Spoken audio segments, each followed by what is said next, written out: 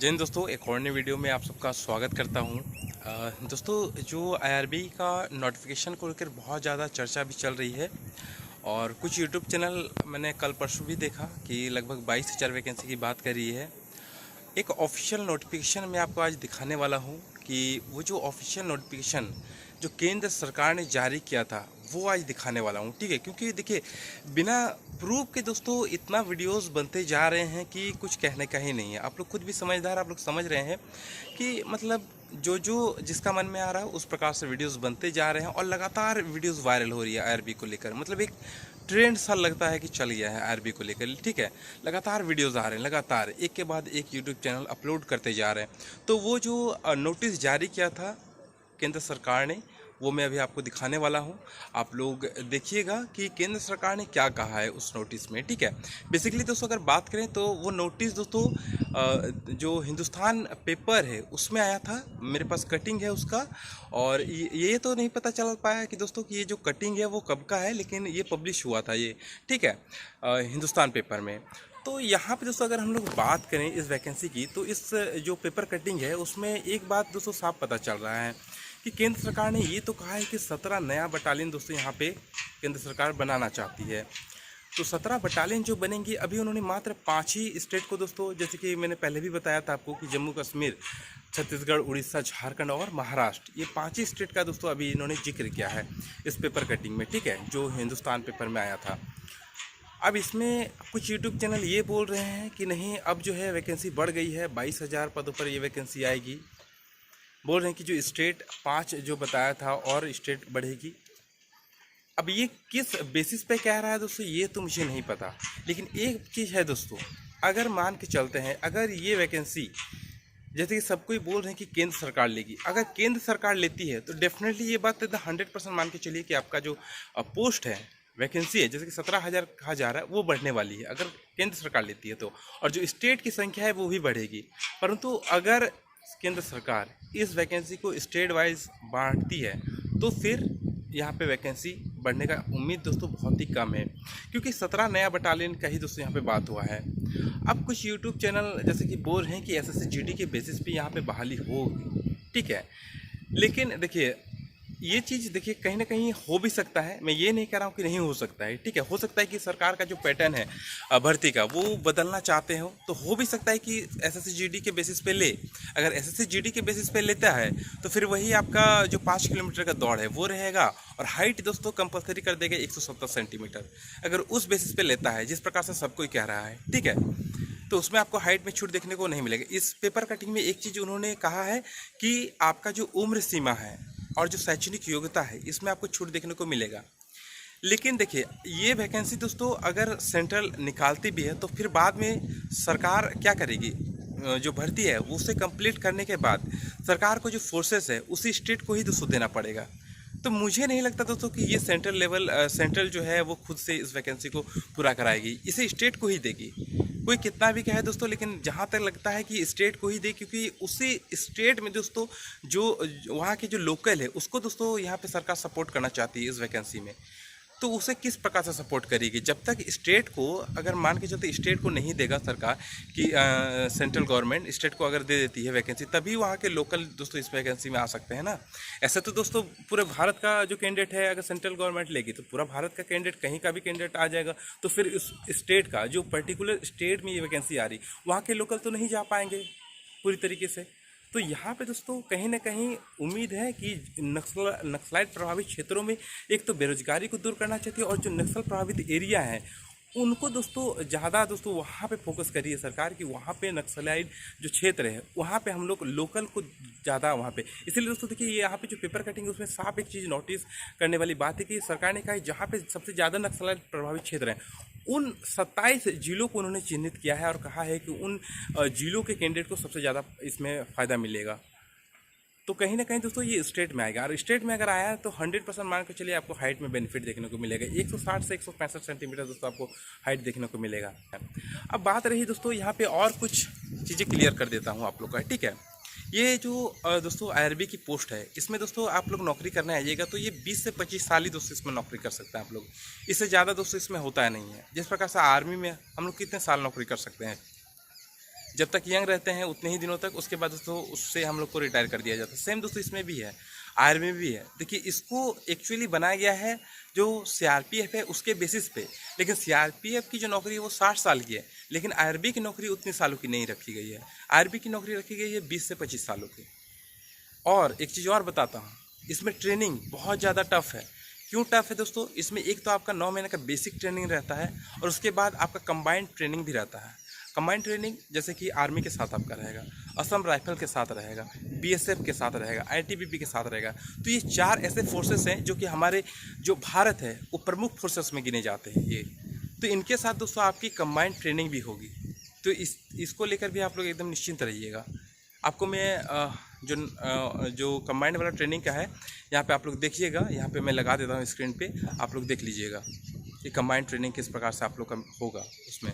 देखिए इसके बाद यहाँ पे थोड़ा सा अगर बात करें आप लोग का ड्यूटी को लेकर भी कन्फ्यूज़न है।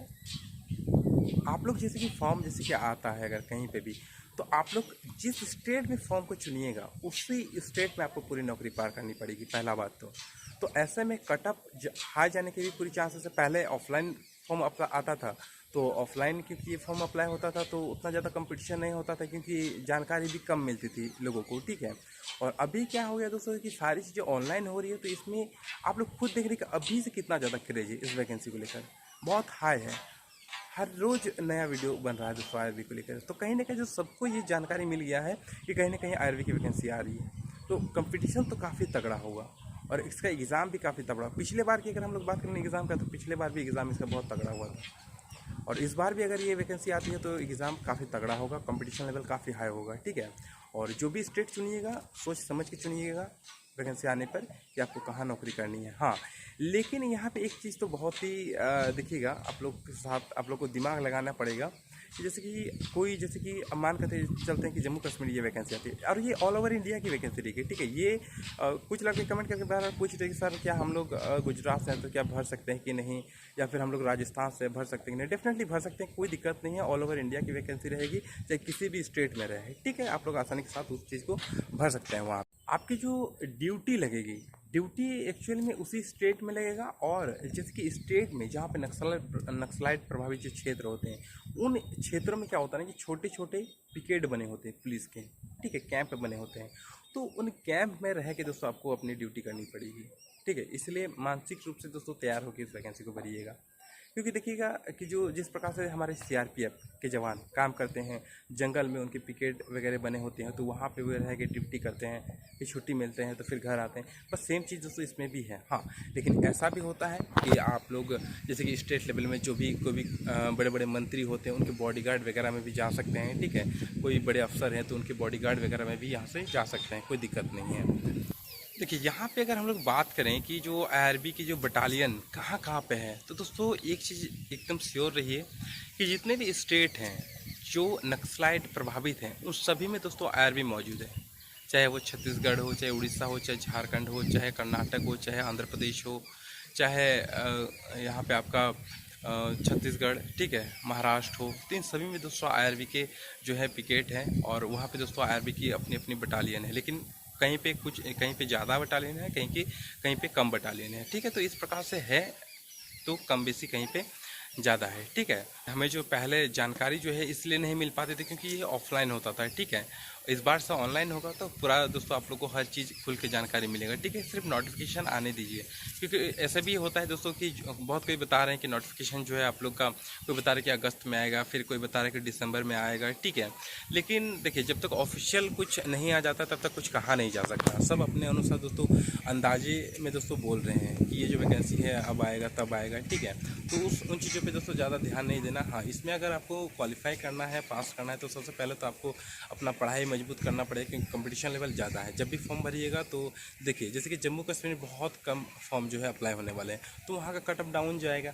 तो अपने बुद्धि विवेक से दोस्तों स्टेट का चुनाव भी करिएगा, ठीक है, अगर नौकरी लेनी होती है। अब दोस्तों थोड़ा सा मैं इसका जो सिलेक्शन प्रोसेस है उसको थोड़ा सा बता देता हूँ। पिछले वीडियोस में मैंने हर चीज़ बताया, अगर नहीं देखा तो उन वीडियोस को देखिएगा, आपको हर छोटी छोटी जो जानकारी है वो मिल जाएगा आपको, ठीक है। यहाँ पे देखिए इसका सिलेक्शन प्रोसेस ज़्यादा कुछ नहीं, इसमें सबसे पहले रिटन एग्जाम होगा, उसके बाद आपका फिजिकल, उसके बाद मेडिकल, उसके बाद डॉक्यूमेंट वेरिफिकेशन और उसके बाद आपका जो है मेरिट बनेगा, ठीक है। तो इसमें जैसे कि फिजिकल होता है, तो फिजिकल में जैसे सबसे पहले तो आपका हाइट आ जाता है, जो कि मैंने आपको बता दिया कि हाइट अगर स्टेट वाइज निकलेगा तो आपको कहीं ना कहीं 160 से 165 सेंटीमीटर देखने को मिलेगा। उसके बाद अगर हम लोग बात करें चेस्ट की, तो चेस्ट में दोस्तों आपको 81 सेंटीमीटर जो जनरल कैंडिडेट रहेगा, जो नॉर्मल एस.सी. रहेंगे उनके 79 सेंटीमीटर और 5 सेंटीमीटर आपको फुला के दिखाना पड़ेगा। बात करें अगर एज लिमिट की, तो 18 से 25 साल एज लिमिट आपका रहेगा। इसके बाद अगर हम लोग थोड़ा सा बात करें कि आपका जो क्वालिफिकेशन है वो 10th लेवल का मैट्रिक पास कोई भी कैंडिडेट जो है इस वैकेंसी को भर सकता है, बस शर्त यही है कि उसका उम्र जो है 18 साल होना चाहिए। इसके बाद अगर हम लोग बात करें कि जैसे कि रनिंग का, तो अगर सेंट्रल लेवल में ये वैकेंसी निकलती है तो डेफिनेटली आपका 5 किलोमीटर का रनिंग होगा और उसके लिए आपको 24 मिनट ही दिए जाएंगे, ठीक है। और स्टेट वाइज अगर निकलती है तो स्टेट वाइज में क्या है, आपको स्टेट वाइज में रनिंग जो है कहीं पे जैसे कि झारखंड में 10 किलोमीटर आजकल कर दिया है, तो इस प्रकार से भी देखने को मिल सकता है। अगर स्टेट वाइज निकलता है तो कहीं अब उस वहाँ के जो सरकार है उस पर डिपेंड करेगा कि वो लोग फिजिकल को किस प्रकार से लेना चाहते हैं, ठीक है। उसके बाद जैसे मेडिकल होता है, अगर सेंट्रल लेवल लेती है इसका मेडिकल तो बहुत ज़्यादा टफ होगा, एकदम 100% मान के चलिए। पहले क्या होता था ना कि जैसे कि स्टेट अगर लेता था मेडिकल तो बहुत नॉर्मल होता था, ज़्यादा कोई दिक्कतें नहीं थी।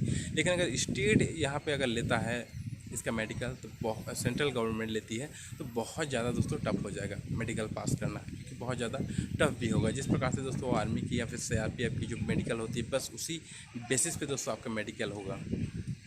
स्टेट गवर्नमेंट लेगी तो फिर बहुत ही नॉर्मल होगा, ज़्यादा उसमें दिक्कतें नहीं आएगी, ठीक है। और उसके बाद डॉक्यूमेंट वेरिफिकेशन तो सब जगह एक बराबर होता है, उसमें कोई चोरी नहीं कर सकते आप लोग। और फिर मेरिट आपका बनेगा जिस प्रकार से मेरिट नॉर्मली बनता है। लेकिन अगर स्टेट वाइज निकलेगा तो फिर कहीं कहीं नॉर्मलाइजेशन के आधार पे भी दोस्तों निकलता है। और आजकल तो सेंट्रल गवर्नमेंट भी हर चीज़ को दोस्तों नॉर्मलाइजेशन के आधार पे ही निकाल रहा है। आपका कोई भी मेरिट हो, कोई भी रिजल्ट हो, तो नॉर्मलाइजेशन सिस्टम भी इसमें देखने को मिलेगा, ठीक है। तो ज़्यादा कुछ है नहीं दोस्तों। और अभी दोस्तों जो अफवाह उड़ रही है, अफवाहों पर एकदम बिल्कुल भी ध्यान नहीं दीजिएगा, ठीक है। आगे कुछ भी जानकारी अगर मिलती तो आपके साथ मैं शेयर करूँगा, ठीक है। तब तक के लिए जुड़े रहिए मेरे साथ, मिलते हैं नेक्स्ट वीडियो में। जय हिंद, जय भारत।